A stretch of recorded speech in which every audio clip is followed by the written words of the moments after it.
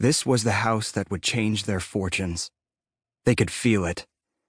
Cole had barely steered his pickup off the highway and passed through an open cattle gate before they began climbing the dusty canyon road north, and they could feel it.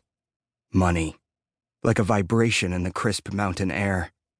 It was humming out there, an expectancy, a promise, and they were driving toward it, cotton-mouthed, skin crawling.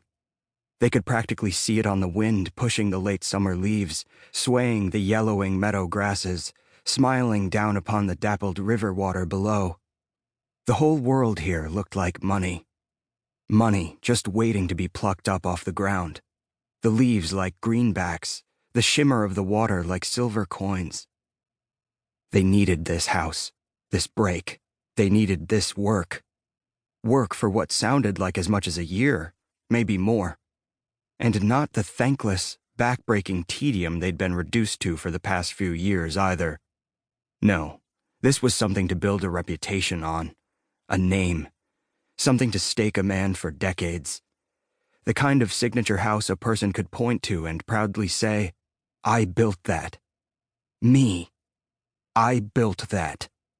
The kind of house that, 30 years from now, when they were all broken down old men, they could travel to with their grandchildren and be welcomed, like masters of some dying art. Bart rode in the passenger seat, blinking down at the chasm that had now fallen away just an arm's length from the gravel road. Not even a mile off the highway, and already the country was wild, wild, wild. Below the road snaked a river raging white and blue, cataracts tumbling, and above them, off the low mountainsides, wispy waterfalls spilled down like great lengths of silver-white hair.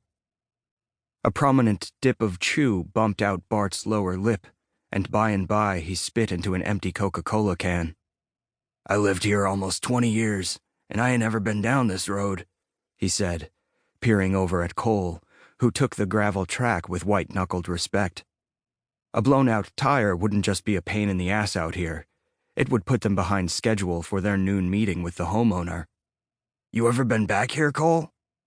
Cole shook his head no, fixing Bart with a meaningful look for as long as he dared before turning back to the road ahead of them. This is big, pristine, private country, the look communicated. You and me, we don't just get invited back here. She told me she had a driveway punched in last summer, Cole said. Another 2 miles or so off this road. He pointed an index finger up into the mountains. Somewhere up in there, I'm guessing. You imagine the kind of bread they're spending?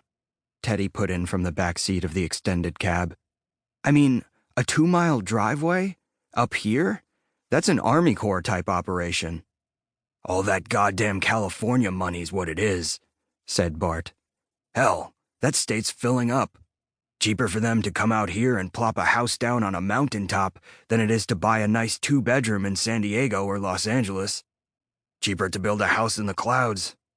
Lunacy, you ask me. It had been an unseasonably warm spring and summer in western Wyoming, and now the mountain air was sweet with sage, the late August sky overhead deliriously blue and gauzed in cottony clouds. In the back seat, Teddy studied a gazetteer, biting his lower lip and running his fingers over the map. Bart hung an arm out the passenger side window as the truck began to pull away from the canyon side. Soon they passed through a glade of trees, and he reached out for the branch of a lodge pine, managing to snap off a handful of needles. Now the cab of the truck was filled with that smell, commingling with his Copenhagen chew, pine and mint and tobacco. All 3 men were dressed just a bit more presentably than usual. Unstained, newish Carhartt pants, plaid short-sleeve shirts with collars, scuffed work boots buffed up near to a shine. Cole glanced at himself in the rear view, tamping down his brown crew cut with his fingers and studying his newly shaved face, the razor burn beneath his jaw, his recently whitened teeth. Bart went to work with his pocket knife, cleaning beneath his fingernails, while Teddy sighed deeply and drummed his hands against his thighs.